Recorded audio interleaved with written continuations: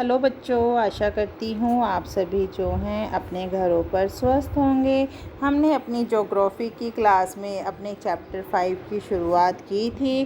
Chapter 5 का नाम है हमारा प्राथमिक क्रियाएं और हमने उसकी बुक्स एक्सरसाइज हमारी पिछली वीडियो में पूरी कर ली थी। आज बारी है हमारी लॉन्ग क्वेश्चंस की, तो हम अपने लॉन्ग क्वेश्चंस की शुरुआत करते हैं। हमारा पहला प्रश्न है, मानवीय क्रियाकलापों या आर्थिक क्रियाकलापों के 4 वर्गों का वर्णन कीजिए।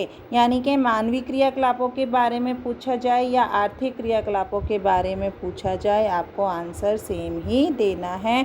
मनुष्य अपना जीवन बिताने के लिए जो है कुछ ना कुछ कार्य करता रहता है और वे ही कार्य, वे ही क्रियाएं जो हैं मानवीय क्रियाकलाप कहलाती हैं और उनसे जो है उन्हें आय प्राप्त होती है, इसलिए इन्हें आर्थिक क्रियाकलाप भी कहा जाता है। अब 4 वर्ग कौन कौन से हैं? पहला है प्राथमिक क्रियाकलाप, जिससे रिलेटेड ये आपका पाठ है। ये वे आर्थिक क्रियाएं होते हैं जिनका संबंध प्रकृति के प्राकृतिक संसाधनों के दोहन से, प्रयोग करने से और प्रकृति के संपर्क में रहने से होता है, जैसे आखेट और संग्रहण, पशुपालन, मछली पकड़ना, खनन। ये सब जो है हमारा किस में आ जाता है? प्राथमिक क्रियाकलाप में। द्वितीय क्रियाकलाप में क्या आता है? इसमें वे पदार्थ आते हैं जिनका हम रूप परिवर्तन कर देते हैं और उन्हें अधिक उपयोगी और मूल्यवान बना देते हैं। इसमें मिट्टी के बर्तन बनाने से लेकर वायुयान का निर्माण शामिल है, जैसे कपास से वस्त्र बनाना, गन्ने से चीनी बनाना, लोह अयस्क से जो है इस्पात निर्माण करना, मोटर वाहन, ऊर्जा उत्पादन, ये सब जो है हमारे द्वितीय क्रियाकलाप हैं। तृतीय क्रियाकलाप के बारे में आपने पूरा चैप्टर 7 में पढ़ा है कि इसमें जो है प्राथमिक और द्वितीय क्रियाकलापों को जो सेवाएं दी जाती हैं वो क्या है, और उपभोक्ताओं के बीच यह एक कड़ी का काम करता है, जैसे शिक्षा है, चिकित्सा, व्यापार, परिवहन, वित्त, ये सब जो है हमारे तृतीय क्रियाकलाप है। चतुर्थ क्रियाकलाप भी आप चैप्टर 7 में पढ़ चुके हैं।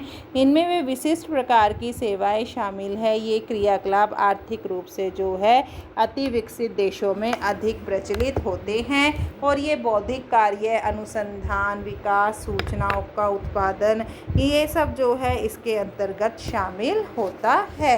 अगला प्रश्न है हमारा, मानवीय क्रियाकलापों के ऐतिहासिक परिप्रेक्ष्य का वर्णन कीजिए कि इतिहास में मनुष्य ने कैसे क्या क्या शुरू किया था।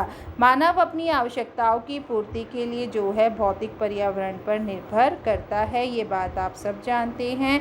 आज भी मानव अपनी अनेक प्रकार की भौतिक और सौंदर्यपरक आवश्यकताओं की पूर्ति के लिए जो है प्रकृति पर ही निर्भर करता है। भौतिक पर्यावरण से विभिन्न तत्व जैसे चट्टान, मृदा, प्राकृतिक वनस्पति, जल जीव आदि के बिना जो है उसका जीवन संभव नहीं है। हिमयुग की भयंकर शीत पवनों से बचने के लिए जो है मनुष्य ने, आदि मानव ने जो है गुफाओं में रहना शुरू कर दिया। ठंड से बचने के लिए जो है उसने पत्थरों को रगड़कर जो है आग का आविष्कार कर लिया था। ये सब जो है आप छोटी क्लास में अपने हमारे अतीत जैसी जो किताबें हैं उनमें आपने पढ़ा है। भोजन की तलाश में वो इधर उधर घूमता था, जलवायु में हुए परिवर्तन, उसके बाद जो है पाषाण युग आया। इस युग में उसने पत्थर से हथियार व साधारण औजार बनाने सीख लिए थे। प्रारंभिक नव पाषाण काल में पत्थर से कुदाल के प्रयोग से ही नदी घाटियों की नरम व उपजाऊ मिट्टी व वर्षा पर आधारित जो है कृषि संभव हुई। पृथ्वी से प्राप्त वनस्पति की संपदा ने पशुपालन को प्रोत्साहित किया। मानव ने पशुओं से दूध व दुग्ध से बने पदार्थ प्राप्त किए, उनकी चमड़ी से जूते, कपड़े बनाने आरंभ कर दिए। इस प्रकार आखेटक और संग्रहक जो है एक कृषक बन गया।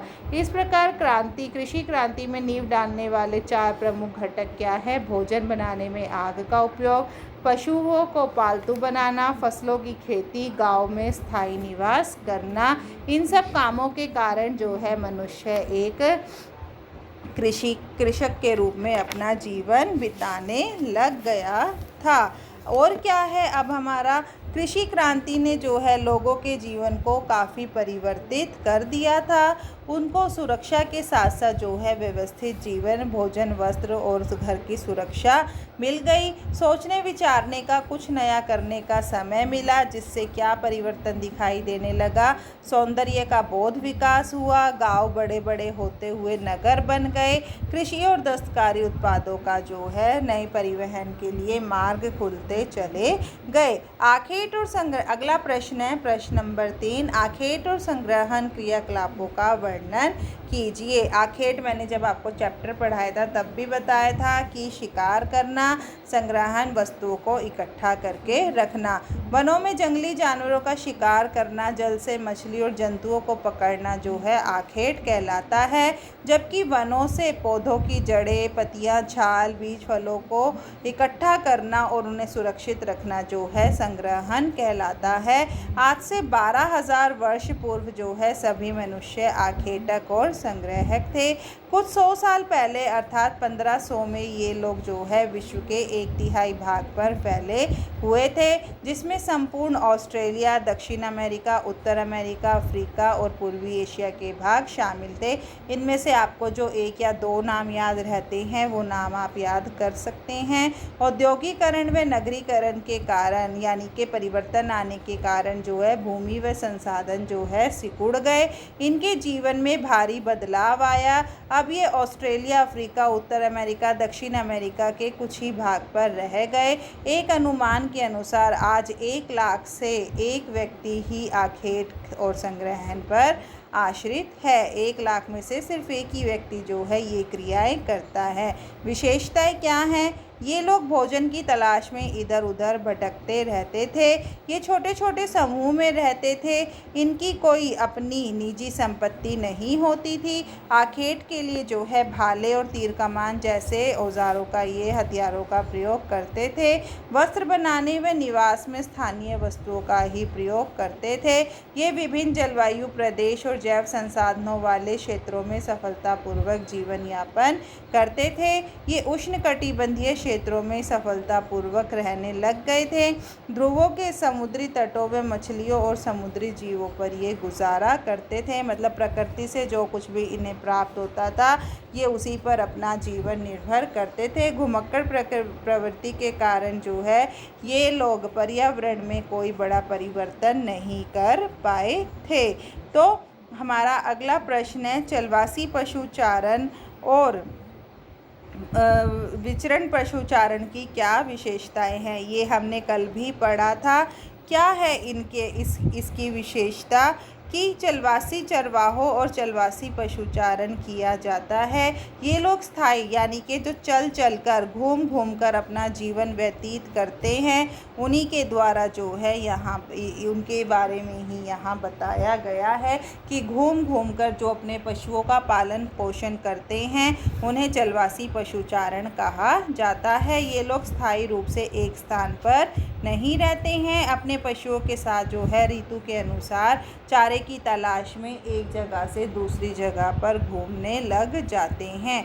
विशेषताएं क्या हैं इनकी? प्रत्येक चलवासी समुदाय एक सुस्पष्ट सीमा क्षेत्र में विचरण करता है, मतलब एक ही क्षेत्र में वो घूमता है, केवल अपने जीवन निर्वाह के लिए करता है। इन्हें पता है कि जल व घास कहाँ मिलेगी।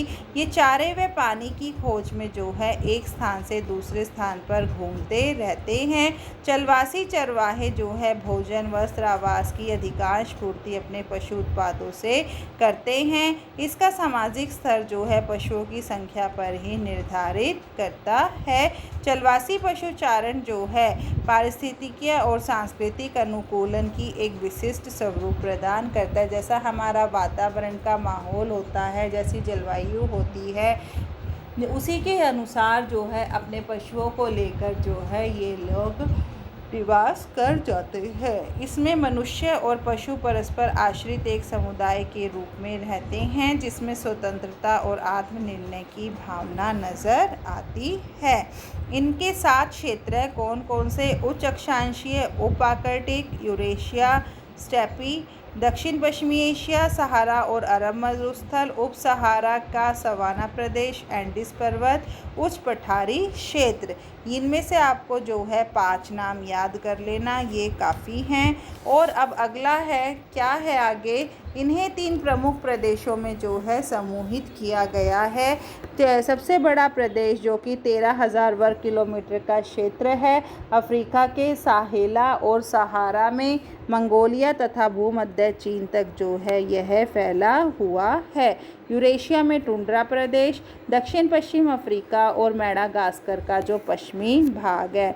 अगला प्रश्न है, भोजन संग्रहण से क्या अभिप्राय है, इसकी मुख्य विशेषताएं क्या हैं, इसके क्षेत्र और इसके एकत्र होने से होने वाले उत्पादों का नाम लिखें।